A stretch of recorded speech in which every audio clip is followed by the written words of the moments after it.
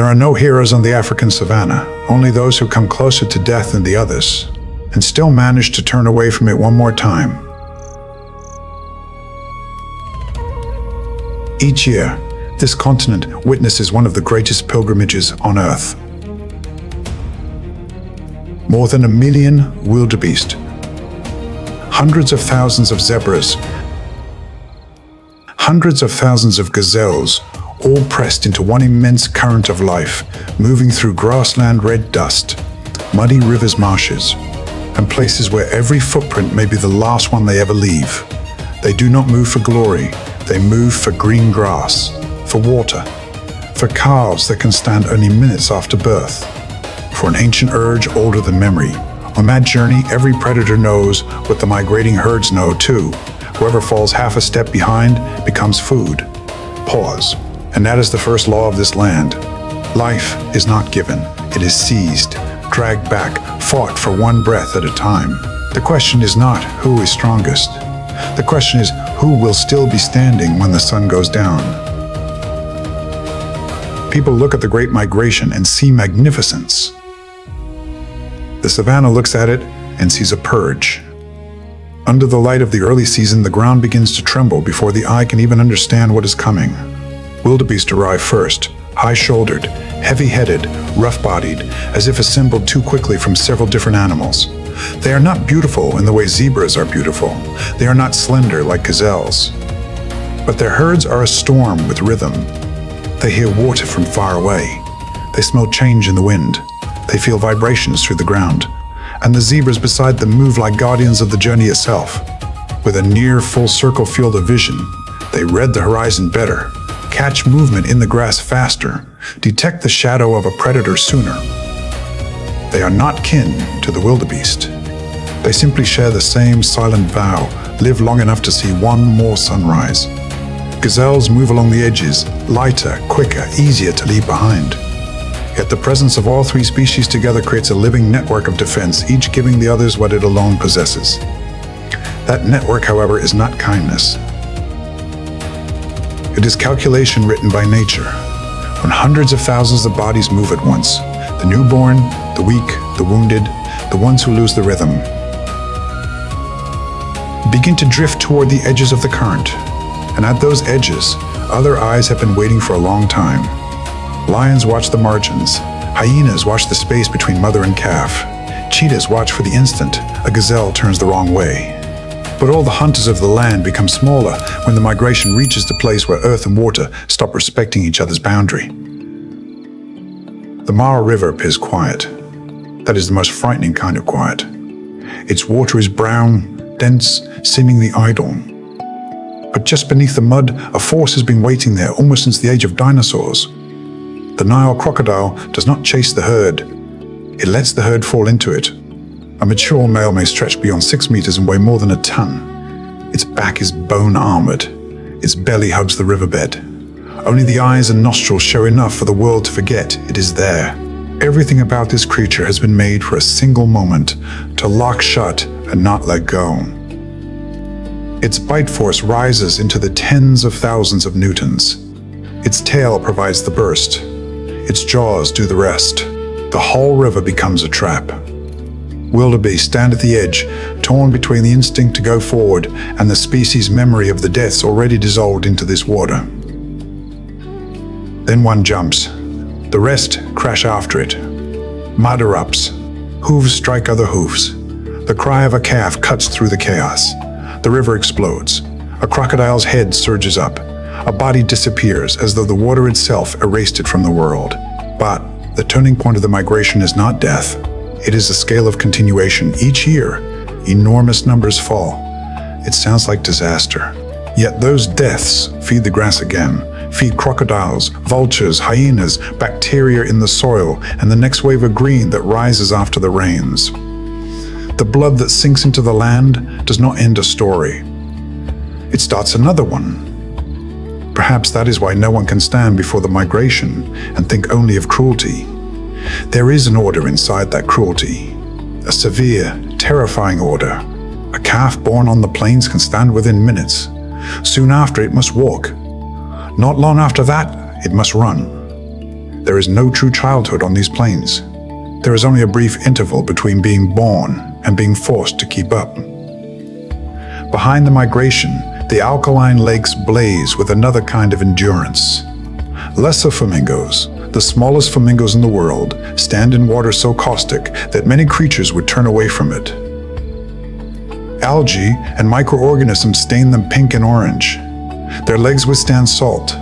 Special salt glands do their silent work inside them, like the machinery of astonishing biological systems. They do not hunt, they do not chase, yet they exist where few others can.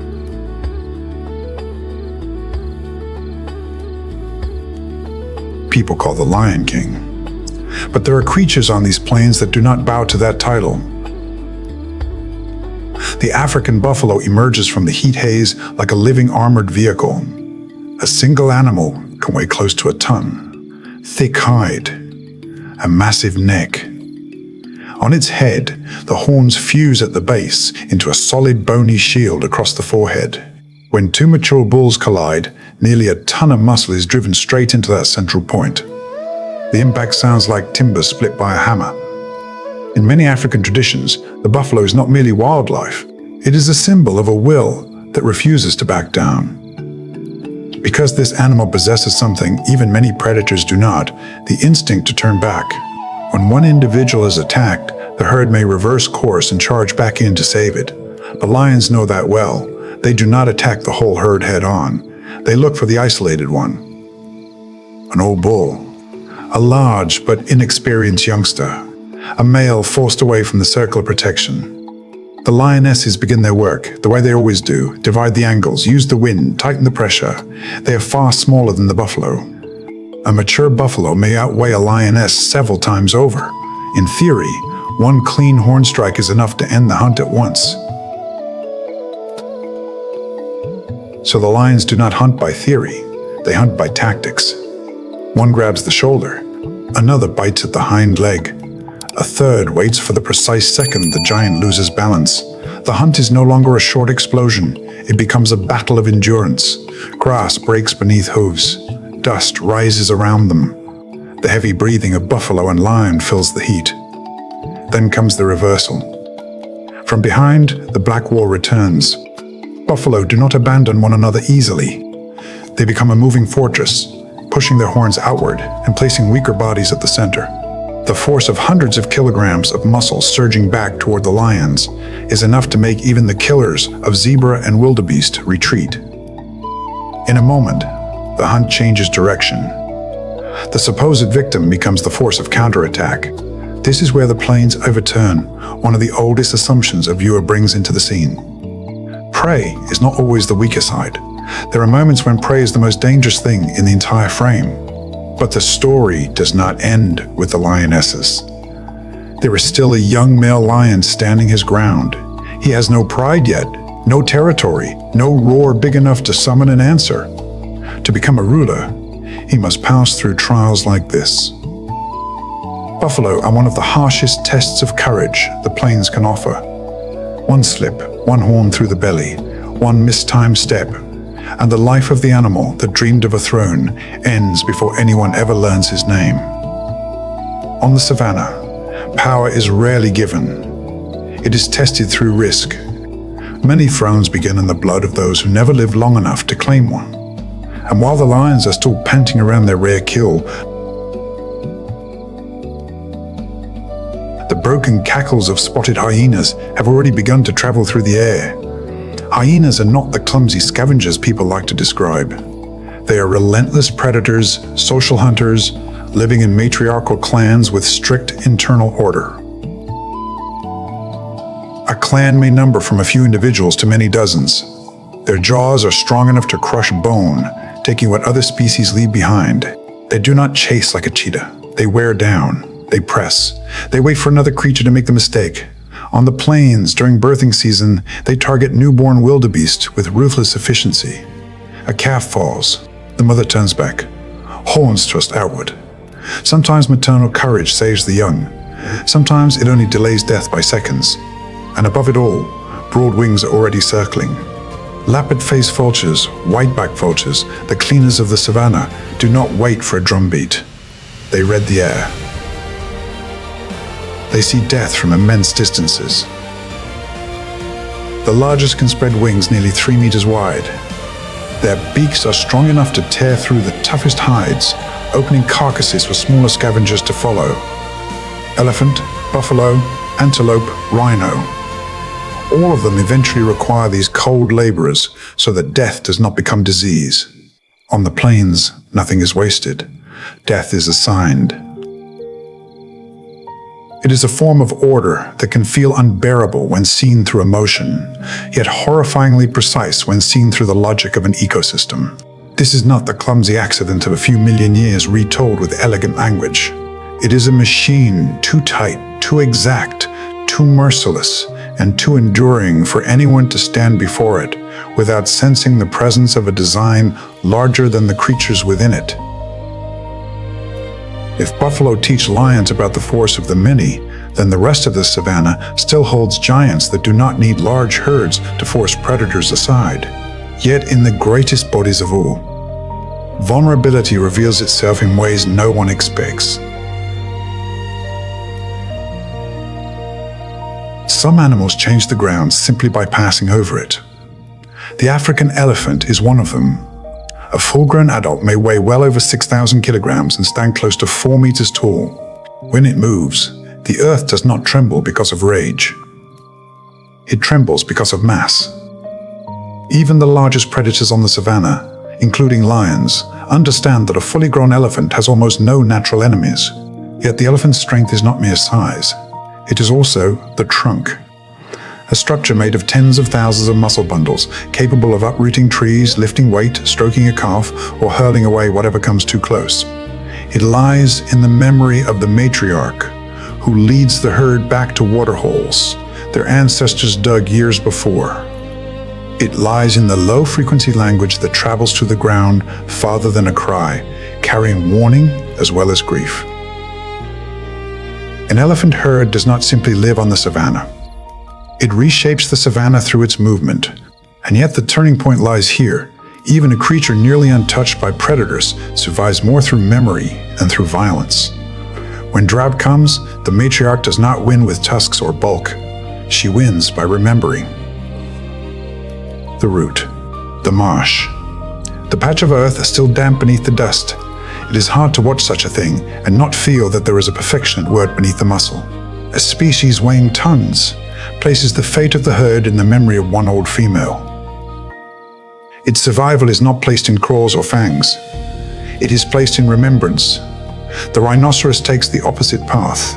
It lives more alone, more guarded, seeing poorly but smelling brilliantly. Its body seems plated like armor, its horn made of keratin. The same substance as a human fingernail becomes a weapon in the hand of nature. A full-grown animal may weigh well over 1,000 kilograms. Its blurred vision forces it to read the world through scent and sound. A strange odor, a footstep out of place, a short noise. That is enough to trigger a charge. During breeding season, males clash using the very horn that defines them. Some battles last for hours. Some deaths come not from lions, but from another rhino. The black rhino moves even more slowly through time. A pregnancy lasts many months. Each calf remains with its mother for years, and population growth is painfully slow. A creature of such size, yet with such a fragile future. And on its back stand red-billed oxpeckers like tiny sentries, removing parasites and sounding the alarm when something approaches. Even this giant still needs a bird to water behind it. The giraffe bends the idea of strength into another form altogether. Its neck may stretch beyond 2 meters. Its heart is immense, strong enough to push blood upward to the brain. Yet it still possesses only 7 neck vertebrae, the same number found in a human being. It feeds where few others can reach. It sees farther than most grazers below. But whenever it lowers itself to drink, the body must split its front legs wide, lower its head, and offer its throat and skull to every danger around the water's edge. Lions know it. Crocodiles know it. The giraffe knows it too. A design that seems miraculous becomes suddenly vulnerable simply because it needs water. Then, in mating season, their elegance becomes a hammer. Males begin to neck. Their heads swing sideways. Their necks whip like heavy clubs. The bony knobs on their skulls slam into ribs, shoulders, and flanks. The sound can carry across the open country. A well-placed blow can break ribs, damage organs, even drop a rival instantly. It is a slow, cold form of violence. Not dramatic, but final. Rhinos charge straight. Elephants overpower by sheer mass. Giraffes turn their own towers into weapons. Each species has its own way of telling the world that it cannot be erased easily from this landscape. And yet the greatest danger now no longer comes from clashes between giants. It comes from shrinking land, poaching, fences, roads, and dry seasons that last longer than they once did. Rhinos are hunted for horns that hold no real medicinal power. Elephants lose the roots passed down across generations. Some giraffe populations have fallen severely over recent decades. Protected areas answer with armed patrols, GPS tracking, dehorning, wildlife corridors, and community warning systems. One truth must be spoken clearly here. The largest animals on the savanna are not dying because they are weak. They are dying because they are slower than the pace of human destruction. And that sorrow does not belong to nature alone. It belongs to us. Farther south, where the open grass gives way to waterholes, mud banks, and slow rivers thick with the smell of silt, another force is waiting. It has no towering legs like a giraffe, no memory like an elephant, no horn like a rhino.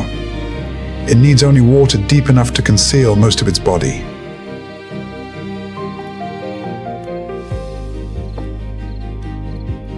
Everyone has seen a hippo yawn. Very few people understand that what they are seeing is a threat. When a male hippo opens its mouth to a vast angle, displaying tusks half a meter long, that is not drowsiness. It is a territorial declaration. Hippos are among the most dangerous animals in Africa. Their bodies are enormous, heavy, their skin sensitive to sun, their lives tied to water. By day, they remain in rivers and pools to control heat. By night, they emerge to graze over surprisingly large distances. They do not hunt, but no stretch of water around them is truly safe. Every creature that steps down to a riverbank must first pass through the law of the hippo. A waterbuck approaches too closely. That is when the border becomes visible. To the antelope, water is refuge from lions. To the hippo, water is sacred property. There is no negotiation, only the charge of a heavy territorial beast moving much faster than its shape suggests. On dry land, a hippo can reach speeds that shock the careless observer. Underwater, it does not truly swim. It walks. Its feet touch the bottom while buoyancy lightens the body. Each stride beneath the river has the eerie grace of an astronaut moving across the moon. That is the biological contradiction of this species. One of Africa's most famous river dwellers is not a natural swimmer at all. And somehow that makes it more frightening, because underwater, it can still close the distance, still bite, still overturn every human idea of what safety should look like. As the dry season tightens, deep pools become fewer.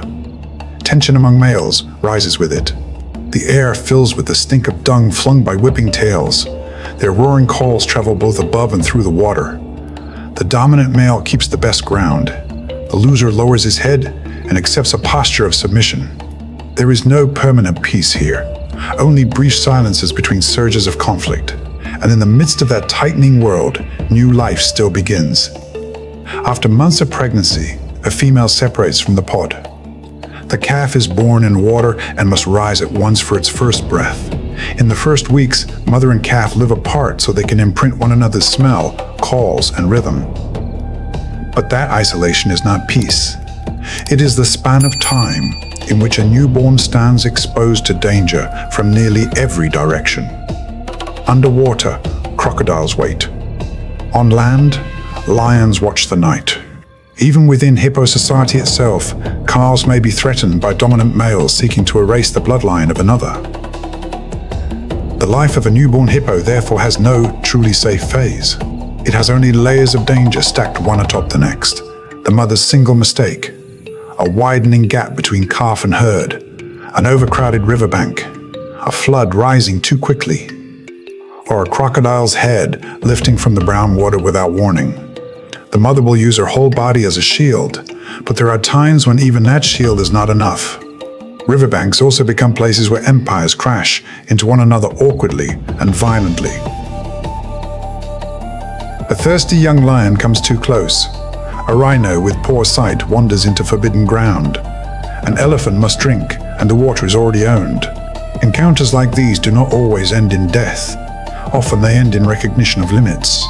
A hippo may drive off a lion. It may force a crocodile aside. But with a full-grown elephant, even the hippo understands that some enemies are not worth dying to repel. In the world of water, power is measured in meters of shoreline, in depth, in shade, in breadth, cause.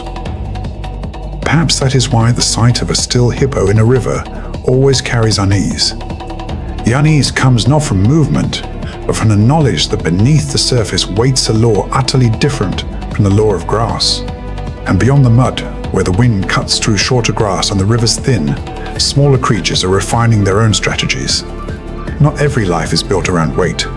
Some survive through speed, some through a kick, some through cooperation, so precise, it resembles military discipline.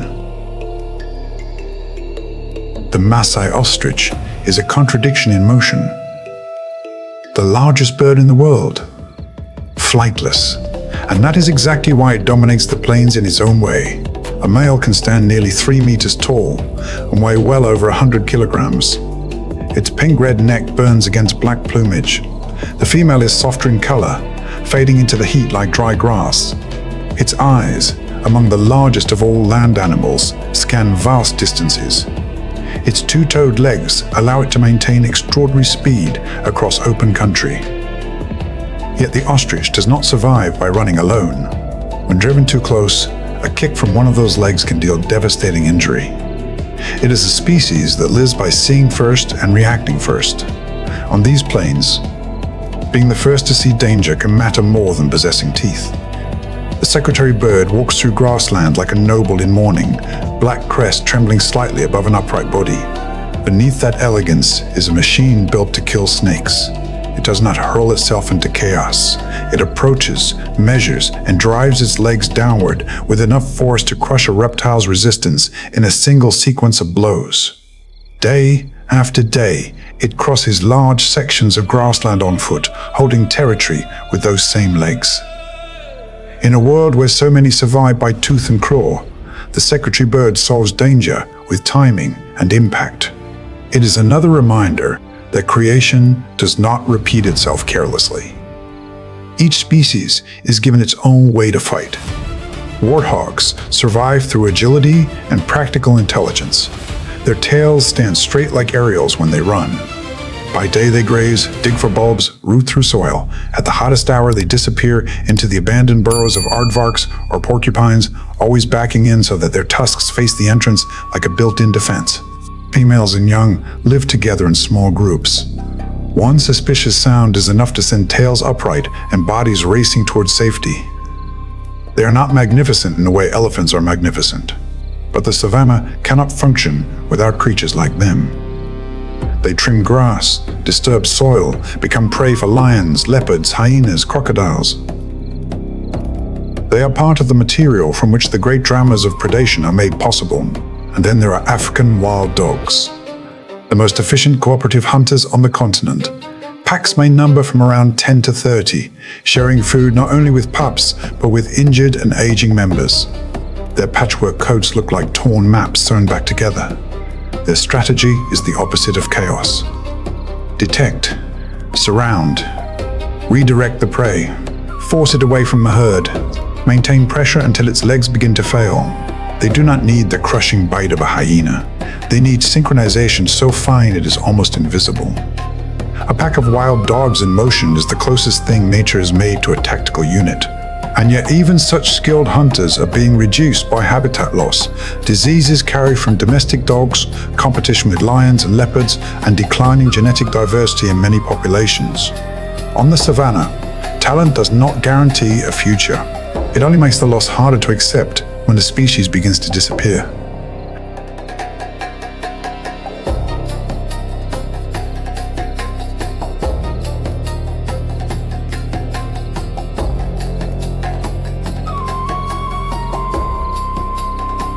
in the rainforest. Some animals seem as though they have walked out of a much older world. Not fast, not majestic, not dazzling, just quiet, low to the ground and wrapped in armor that makes them look like fragments of prehistory still moving through the dark. This is the armadillo, the silent digger of the night. A creature that reminds us that sometimes survival means staying close to the ground and simply refusing to disappear. As the forest darkens, an armadillo leaves its burrow. Moonlight filters through the leaves and touches the overlapping plates along its back. Unlike more celebrated rainforest animals, the armadillo seems made to vanish into the earth. A long snout, short, strong legs, sharp, digging claws. It was not built for speed or spectacle. It was built to tear through leaf litter, dig through damp soil, and uncover insects, larvae, and hidden prey buried in the forest floor. Every movement the armadillo makes becomes part of the rainforest's hidden rhythm. It digs, turns, and disturbs the soil, leaving behind small holes and loosened earth, tiny changes that can reshape the micro-world beneath the leaves. Some animals dominate ecosystems by force. Others keep them alive through quiet labor that almost no one notices. Its armor does not make it invincible, but it gives the armadillo one precious advantage in a world of teeth and claws. Against many predators, toughness, digging speed, and the ability to wedge itself into the earth can be the difference between death and another sunrise. It does not need to become the strongest animal in the forest. It only needs to remain inconvenient enough to eat. But what makes the armadillo memorable is not just its ancient armor. It is the fact that in a forest full of famous predators, it survives through a strategy so humble it almost feels invisible. Dig deeper, stay lower. Endure longer. A sudden sound breaks from a nearby thicket. The armadillo freezes. There is no dramatic confrontation, no roar, no warning. It changes direction and drives its claws into the soil. Dirt sprays backward. In seconds, half its body is already disappearing underground. This is survival without grandeur, but not without brilliance. The armadillo does not need the rainforest to fear it, the way it fears a jaguar. It simply needs would-be predators to realize that this particular meal is more trouble than it is worth. And in nature, that is often enough. As night carries on, and the armadillo continues to forage beneath damp leaves, it resembles a prehistoric worker moving patiently through the machinery of the forest. No one celebrates it like an eagle or a big cat. But without creatures like the armadillo, the soil itself would lose one of its quietest and most important rhythms. Not every snake in the rainforest kills with venom. There is another kind of death here, slower, quieter, and almost impossible for the victim to understand until its own breathing begins to betray it. That is the boa constrictor, a muscular shadow gliding through the forest, proving that a predator does not need poison to close a life down completely. Evening folds over the rainforest in thick, velvety darkness. On a low branch, a long body patterned in brown and gray lies so still it resembles nothing more than a crooked extension of bark. Unless you look carefully, you may not notice it at all. But it is there. Abois. A predator so patient that the forest often brings prey to it before the hunt even seems to begin. Its forked tongue samples the air. A rodent moves through the undergrowth. A bird settles too low for the night. A small mammal passes beneath a tangle of roots. For the boa, the rainforest is never still. It is a map made of vibrations, scent, and heat. Every motion in the dark becomes information. Every careless movement can become a fatal invitation. The boa does not possess the shocking colors of a poisoned dart frog or the brilliance of a macaw, but hidden inside that quiet appearance is its real power. Layer upon layer of muscle, held in reserve. It is a different form of authority altogether, compressed, hidden, waiting. But what makes the boa truly frightening is not the first strike. It is what comes after, when every tightening coil turns breathing itself into a privilege the prey can no longer afford. The prey enters the fatal space, The strike is faster than expected. Curved teeth snag a body in motion. Then the coils follow instantly, winding tight in a practiced sequence of pressure. No chaos, no display, only control. Each time the prey exhales, the coils tighten further. Each struggle only hastens the end. The boa is the embodiment of a deeply ancient method of predation, efficient, silent, and sparing with energy until the exact moment violence becomes necessary. Within the rainforest, it plays a crucial role in keeping smaller animal populations in check, sustaining a balance most creatures will never notice until it is gone. And when the night deepens and the boa once again becomes an unmoving length of shadow on a branch, the rainforest reminds us why it has always inspired both awe and unease. Here, beauty and danger often occupy the same space. And sometimes, the quietest thing in the forest is also the one most capable of ending a life without a sound.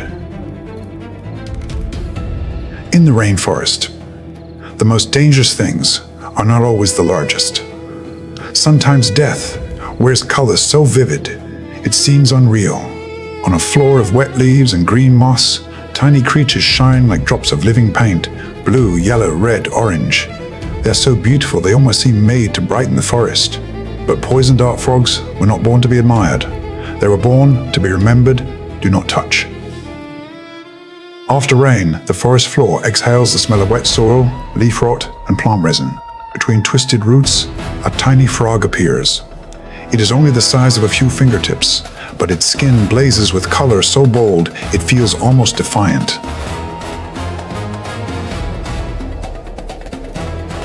In nature, bright colors are rarely innocence. They are warnings, a language written directly onto the body. Poison dart frogs do not run fast. They have no claws, no fangs, no crushing bite. Their defense lies in their skin, the toxic chemicals many predators learn to fear after only one mistake, if they survive long enough to learn at all. Yet behind the image of a poisonous jewel lies a life more delicate than many realize. These frogs depend on humidity, on rainfall cycles, on microhabitats so finely balanced that even slight change can unravel them. Some poison dart frog species show extraordinary parental care. A mother or father may carry tadpoles on its back, climbing slippery bark and wet stems to deliver them to small pools trapped inside leaves or tree cavities. For a creature so tiny, that journey is the equivalent of crossing a vast and dangerous world. But what makes poison dart frogs truly astonishing is not merely the toxin on their skin. It is the fact that a creature so small can force the entire forest to respect distance. A small snake glides over the leaf litter, tongue flicking, testing the air. It notices movement. A bright body lands on a wet leaf. For a moment, the encounter looks easy to predict. But the rainforest never respects appearances.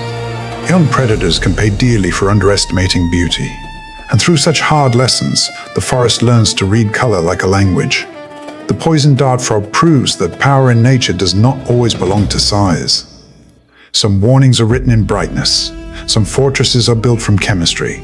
Some of the smallest creatures in the forest become among its most unforgettable symbols. And when the last raindrop slips from a leaf and the little frog vanishes once more into the wet green darkness, the forest closes around another radiant secret.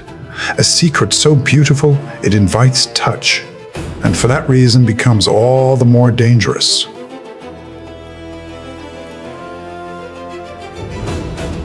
In the rainforest, not every empire is built with claws, teeth, or venom.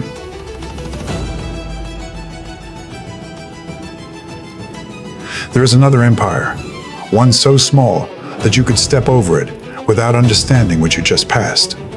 Across the damp forest floor, through roots, leaf litter, and shadow, leaf-cutter ants operate an ancient agricultural civilization, one perfected by nature long before humans ever imagined farming. Morning in the rainforest is never truly still. Beneath your feet, a living road is already moving. Lines of leaf-cutter ants stretch forward in endless procession, each one carrying a fragment of green above its body like a tiny banner. From a distance, the scene looks almost impossible.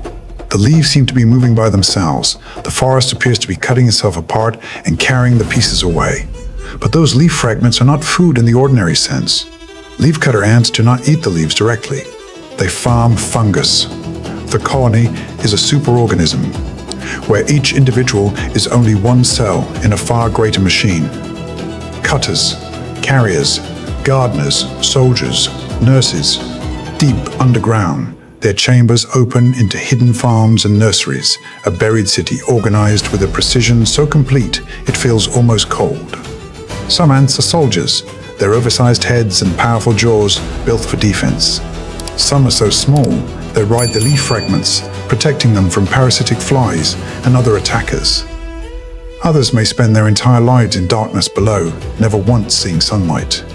What appears from the outside to be a chaotic rainforest is, beneath the soil, the site of one of the most structured societies in the natural world.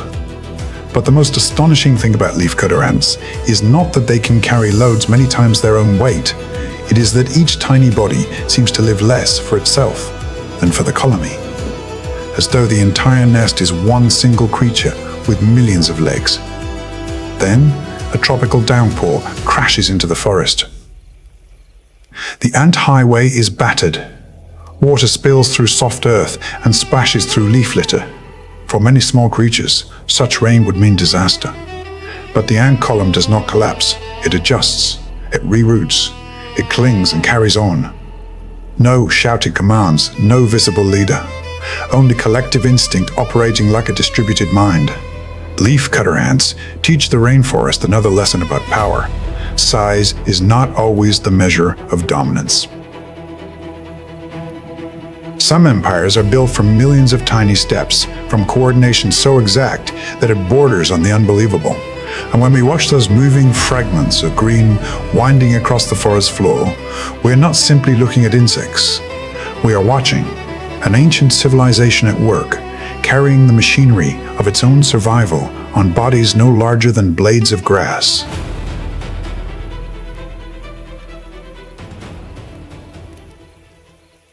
In Uganda, that power is most clearly embodied by the African elephant. The largest land animal on Earth does not merely exist upon the savannah. It reshapes it. A single adult can consume hundreds of pounds of vegetation each day.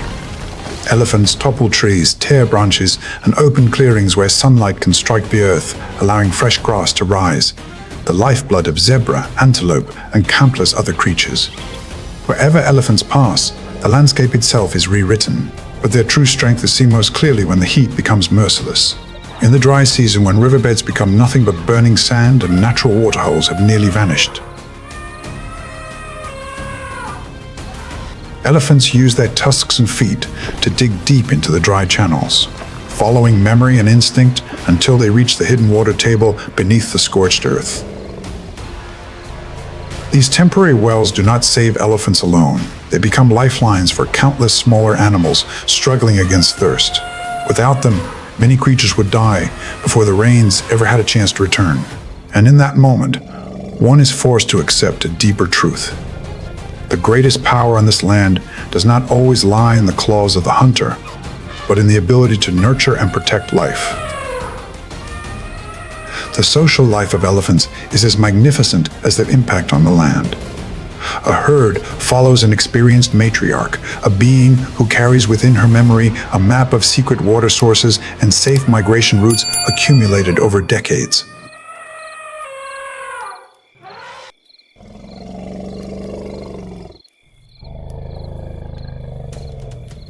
When danger appears, they close ranks instantly around their calves. That is not simply protection. It is a declaration from a species that understands that family is both the first and the final line of defense. And when those immense footsteps fade into the haze of dust, the legacy they leave behind begins to speak. The wells they have dug become gathering points for every kind of life trying to cling to another day. Warthogs arrive with low, rugged bodies, their bristled skin almost like natural armor against the harshness of the savannah. Their snouts tear into packed soil to uncover roots and hidden nutrients buried below the dust. They may seem clumsy, but they are creatures made of a rare balance between courage and caution. When cornered, their sharp tusks are enough to make even predators pay a price. Yet a warthog understands something more important than pride. Freedom is worth more than confrontation. The moment it senses an escape route, it bolts for dense cover or the nearest burrow, vanishing from death's reach. Under the blazing sun, zebras appear like a shimmering illusion. Their black and white stripes are more than individual markings. When the herd moves around a water source, those patterns form a living, visual barrier that makes it far harder for lions or leopards to single out one target. Then the impala breaks the stillness with explosive leaps. Light, narrow-bodied, graceful, it changes direction with a beauty that feels almost unreal. But on the savanna, no leap exists for beauty alone. Each bound is a survival calculation solved through speed, angle, and surprise. A life prolonged by inches, by fractions of a second, and by a body fast enough to use both. Behind that apparent lightness stands the eland, the largest antelope of the plains, an embodiment of quiet endurance. It tolerates heat well, browses the driest, toughest shrubs that many other herbivores ignore, and extracts nourishment from the poorest vegetation of the dry season. Its spiraled horns and immense body make it no easy prey for lions or hyenas. Yet even that strength can be broken when hunger pushes lionesses to the brink. In the thorn scrub, gaunt bodies with visible rib cages close in. The ambush unfolds not for glory, but because a lion dynasty on the edge of collapse needs a few more days of survival. When eland falls in a cloud of dust, the savanna reminds us once more that sometimes one life must be spent so another bloodline can continue.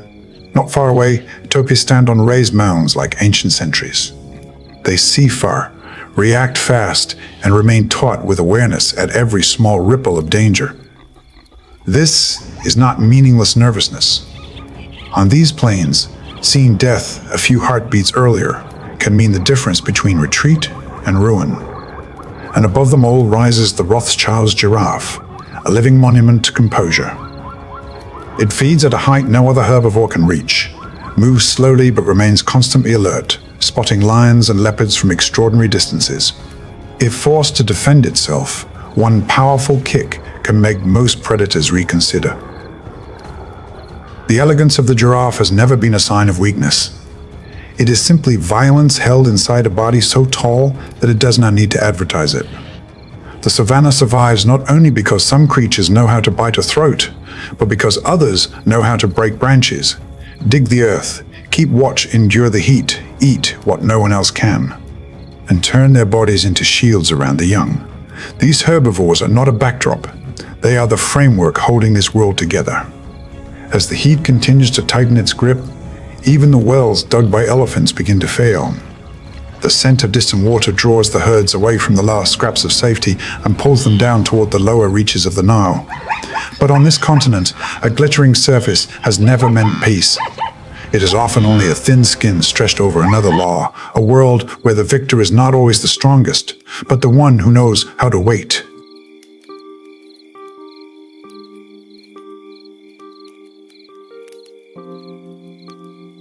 In rivers like the White Nile, water is the final stronghold against the furnace heat of the savanna. The hippopotamus, the river's bulky giant, spends most of its life submerged to shield its sensitive skin from the sun. Yet that lumbering form is a dangerous illusion. In water, hippos can surge forward with astonishing speed, fast enough to reduce an intruder to mangled flesh before it fully understands what has crossed its path. Drought forces the hippo into a cruel compromise. As grazing land dries out, it must leave the relative safety of the river and march across cracked plains beneath the burning sun in search of nearly 90 pounds of grass every day. And although many imagine them as heavy, lethargic creatures, hippos are among the most dangerous animals in Africa. Their mouths open to impossible angles, their tusks are shaped like knives, and the violence of their anger can destroy anything that wanders too close. In these waters, the river has an owner. But hippos are not the only nightmare here.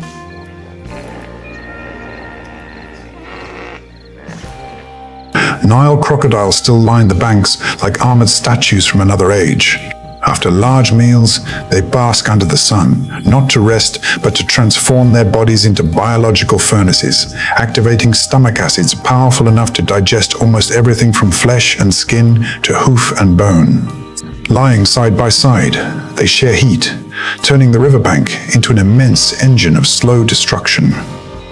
They're capable of sleeping with only half the brain at rest, while the other half remains alert, reading the slightest vibration in water and air.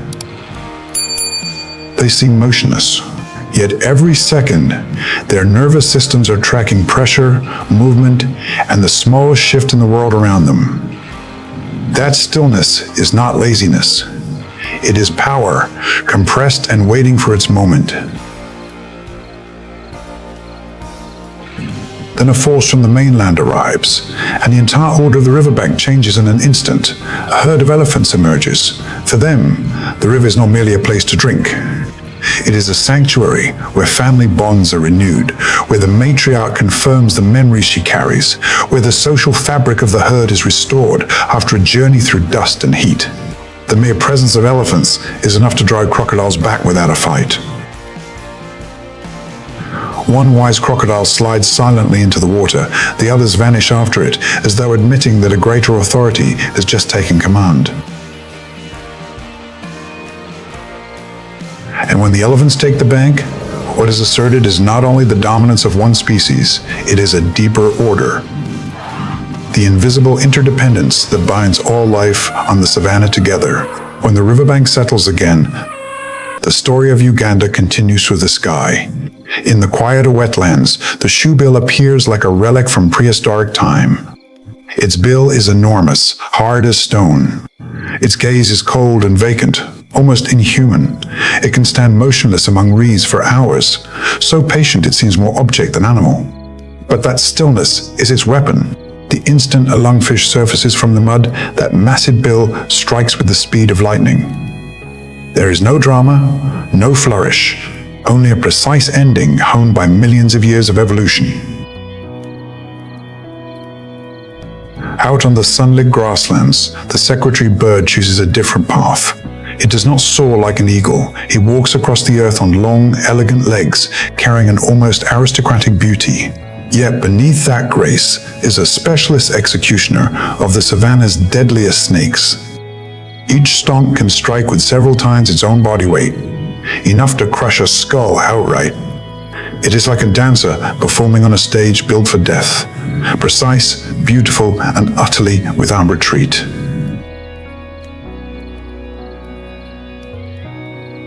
Higher still circles the African fish eagle, its cry spiraling through the sky like the voice of the continent itself.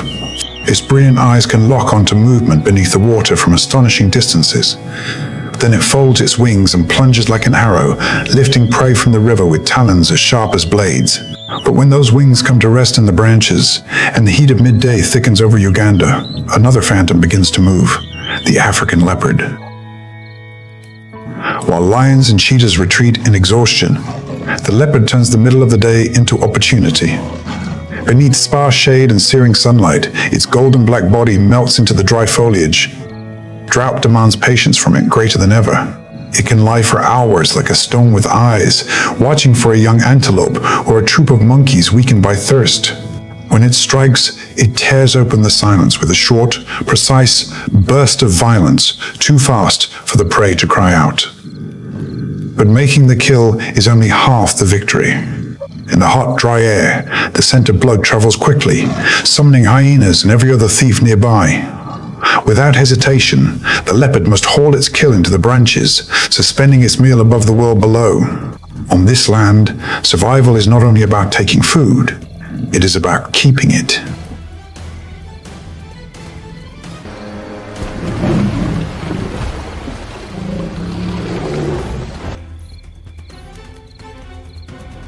Here, life is not measured in years. It is measured in moments. There is no tomorrow if today ends in failure.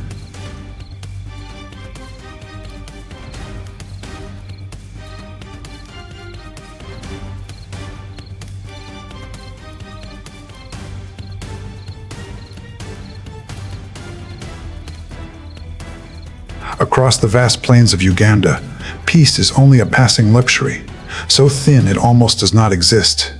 The worst drought in years is draining the lifeblood from this land, forcing every creature to the very edge of its endurance. Grass has been burned into shades of yellow and ash. Mud has shrunk into dark, murky pools. Heat trembles above the ground as if the entire savanna were laid across a sheet of glowing metal. And when desperation rules, the oldest and most primal conflicts ignite. Among them, few spectacles rival the clash between a lion and a Cape buffalo. On one side stands the continent's most legendary predator, a sovereign shaped by calculation, a creature that has remained at the top of the food chain through coordination, instinct, and the ability to choose the perfect moment to strike.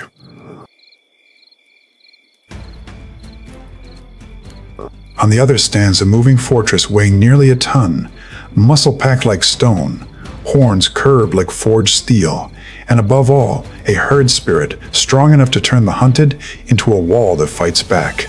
The moment one buffalo is cut off from the herd, the hunt begins. Lions slide through the tall grass like gilded phantoms. They do not attack in blind hunger. They build pressure step by step. The savanna becomes a battlefield at once. Tooth and claw meet the iron discipline of the herd, and to hunt a buffalo is always a brutal gamble. One miscalculation can turn the hunter into the one crushed beneath hooves and horns. That struggle is more than a hunt. It is the echo of countless generations that have lived and died on this continent. By midday, when the heat reaches its cruel height and the savanna becomes a vast furnace, even the rulers must retreat. The lions, fed but exhausted, crawl into the thin shade of thorn scrub, leaving the buffalo carcass under the blazing sun like an open invitation to the next contest. In Uganda, the end of one hunt is never the true end. It is only the signal for another battle to begin. From the white glare of the sky, dark shadows descend. Vultures land in a chaos that is strangely calculated, spreading their wings to intimidate one another, fighting for the last scraps of flesh. But their dominance is brief. The stillness of midday is soon torn apart by chilling cries. A clan of spotted hyenas arrives. Do not let their awkward posture and broken laughter deceive you. These are true bone-crushing machines. Their jaws do not simply tear flesh. They crack open rib cages, pulverize the hardest bones, and draw the rich marrow from inside. Every sharp crunch is more than the sound of feeding. It is a declaration of power on the second tier of the food chain. On the outer edge, smaller and more cunning jackals wait for the perfect moment to dart in and steal what falls loose.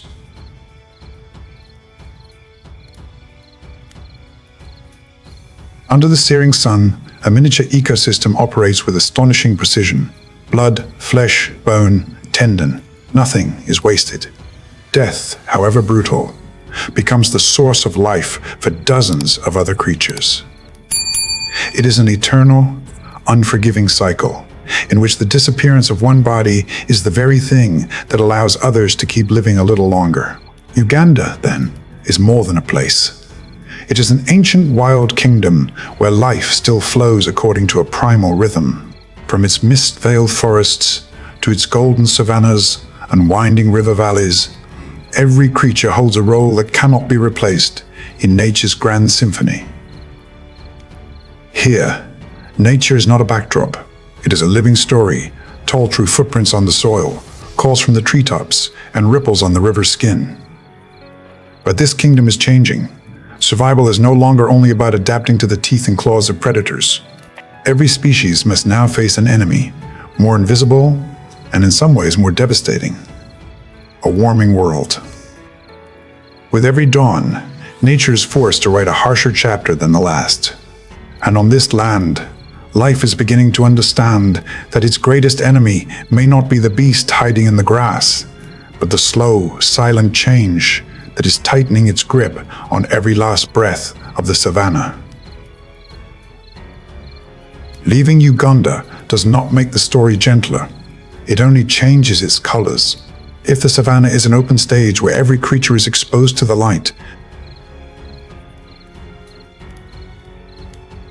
then Borneo and Sumatra are kingdoms of green darkness, where the canopy is so dense that sunlight must tear through layers of leaves before it ever reaches the ground. Here, power is not always declared by a roar. Often, it is held in silence, in memory, and in the ancient trees that carry the fate of entire generations inside their hollow trunks. High above, the heavy beating of wings makes the forest shudder. The rhinoceros hornbill appears like a living emblem of Borneo's sky. The hollow casque on its bill is not a decoration. It is a resonating chamber, amplifying calls that travel for miles to announce territory and presence. Their lives are tied inseparably to ancient trees with natural cavities. When breeding season begins, the female seals herself inside the nest with mud, remaining in darkness for weeks while she molts and raises her young. Outside, the male shoulders everything. He must gather food, stay faithful, and endure long enough to carry an entire family through its most fragile chapter. By eating large fruits that smaller birds cannot handle, hornbills become master sowers of the forest, scattering seeds far and wide, beginning quiet acts of rebirth across the jungle. Some journeys do not begin in courage. They begin in a shortage of food. When the grass thins, when the earth hardens beneath hooves, when the smell of rain is still far away, but new pasture waits somewhere beyond the horizon, the wildebeest begin to move. At first it is quiet, a few dozen bodies, then hundreds, then thousands, and the plains become a river of gray-black muscle rolling forward. Among them move zebras, their stripes shivering like the land itself has been split into alternating bands of light and shadow. Beyond them, gazelles. Smaller, lighter, easier to lose, but quicker to sense the slightest change in the air.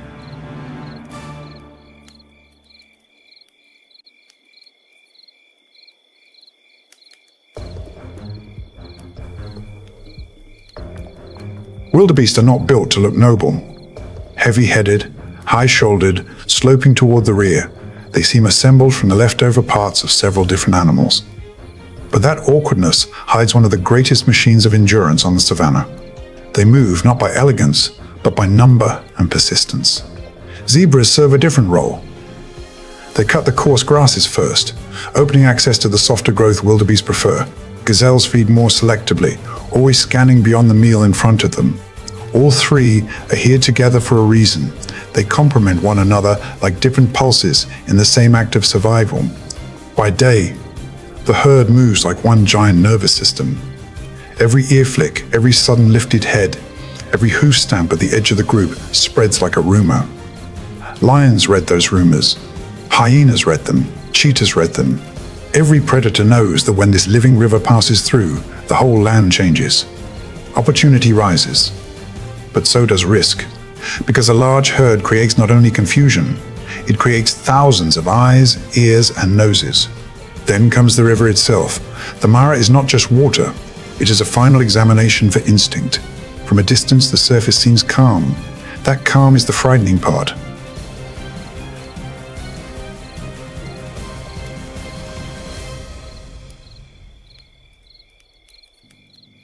At the bank, wildebeest stop abruptly.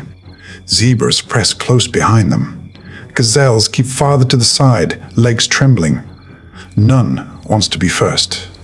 But the longer they wait, the harder the pressure builds from behind, the more thirst tightens, and the stronger the forward pull becomes. One jumps. Then the whole wall begins to collapse toward the water. This is where nature asks its coldest question. When the herd surges at once, who will be half a step slower? Who slips in the mud at the edge? Who is pulled offline by the current? Who loses a calf? Who turns back? The answers change every season. The law does not. Migration is not merely a search for grass. It is one of the savanna's most visible mechanisms of selection. It strips away weakness, poor timing, hesitation. In return, it feeds the whole land. Lions, hyenas, crocodiles, vultures, bacteria in the soil, next year's grass. And once the survivors reach the far bank, they do not stop to celebrate. They simply keep moving. That is what makes the migration so immense. There is no audience in their eyes, No staged tragedy, only the ancient command to continue, even after leaving bodies in the mud behind them. That river of life does not mourn in the human way. But because of it, the savanna never stops functioning.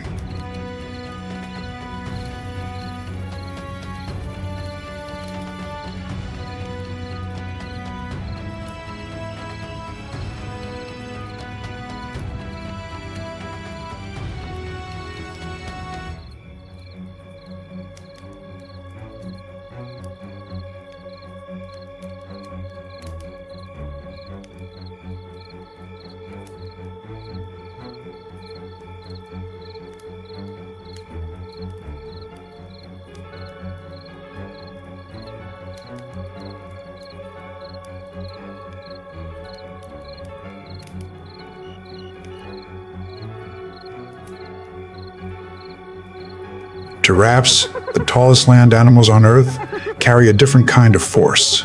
Their legs, nearly 6 feet long, are not merely pillars. They are hammers. A single kick may deliver roughly 2,000 pounds of force, enough to badly injure or kill a lion.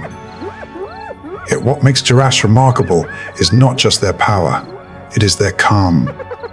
Many species panic when pressed. Giraffes often do not. They measure. They wait. Then they strike with the timing of something that has never forgotten how dangerous its own body can be. Their height offers another advantage. They see farther than nearly anything else on the plains. Danger appears in their world long before the rest of the savanna fully understands that death is approaching. Warthogs, awkward at a glance, are masters of reaction. They can reach 30 miles per hour over short distances, slipping from ambushes that seem impossible to escape. Yet when trapped, they do not always flee blindly. Their curved tusks become hooks of resistance, capable of turning the final moment of an attack into a painful lesson for the aggressor. Oryx go even further. They almost seem to carry a battlefield on their heads. Horns more than 3 feet long stand straight like forged spears. When attacked, they turn with enough force to puncture even the thick skin of a predator. Wildebeest, central figures of the Great Migration, may weigh as much as 600 pounds and wear curved horns like hooked blades. When pressed too hard, they do not always break. Many plant their feet and drive forward with the full stubbornness their species was born to possess. And Cape buffalo stand at the end of all illusion. Nearly 2,000 pounds. Horns fused at the base into a shield of living steel. A charge capable of breaking ribs and launching predators off their feet. But what makes them truly terrifying is not weight alone. It is cohesion. They do not defend as individuals. They defend as architecture. They become muscular walls around their calves, turning the act of hunting into a nightmare. The turning point in all of this is a truth humans often forget because they are so captivated by teeth and claws. Herbivores are not passive victims. They are engineers, fighters, and silent structural supports holding the savanna together. They feed the land. They open routes. They force predators to refine themselves without rest.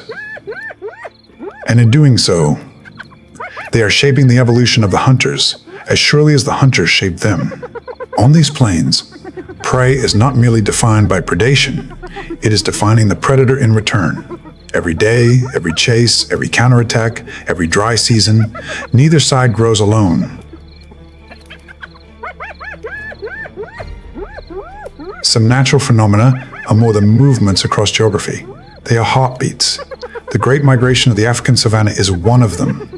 Millions of wildebeest, joined by zebras and gazelles, surge across nearly 2,000 miles in a relentless cycle governed by rain and drought. It begins when the Serengeti changes color, when the green grasslands of abundance fade into a dusty yellow sheet, when the waterholes shrink, when each mouthful of grass loses the power to sustain the herds. That is when collective instinct awakens. No trumpet sounds, no command is given. But the herds begin to gather, as if hearing an invisible call from somewhere beyond the horizon. The march is not beautiful in any gentle sense.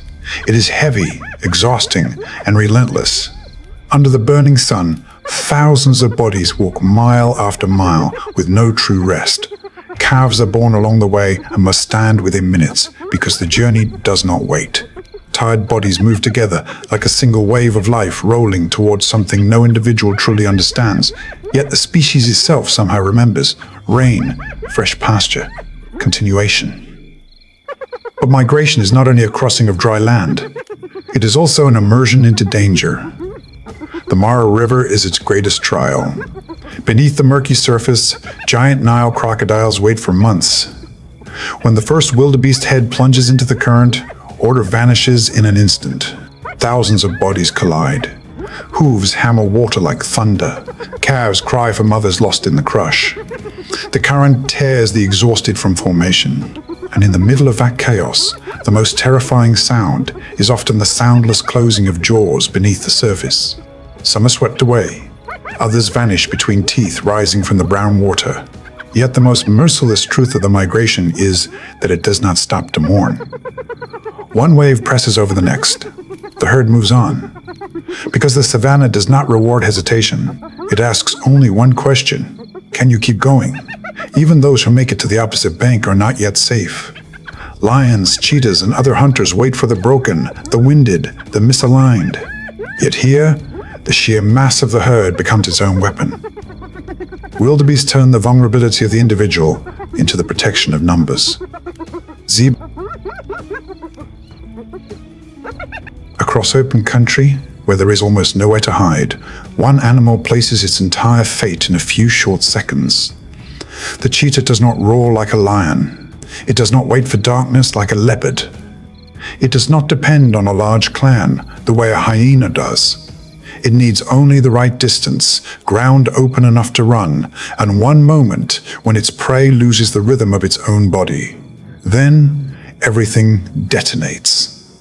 The long, narrow body lowers into the grass, the spine coiling like a bowstring, the tail flicking once to steady the balance. Ahead, a gazelle grazes, ears twitching, still unaware that death chose it before it looked up. The first surge is not a chase. It is an explosion. Grass tears loose under pounding feet. Red dust boils behind the body. Muscles stretch and recoil in a violent rhythm. The gazelle breaks away at the same instant. It is not running faster than claws. It is running on fear. On the savanna, fear is a perfect engine. The two animals tear open the air between them. On one side, a hunter that must kill quickly before its own heart and lungs begin to burn it alive.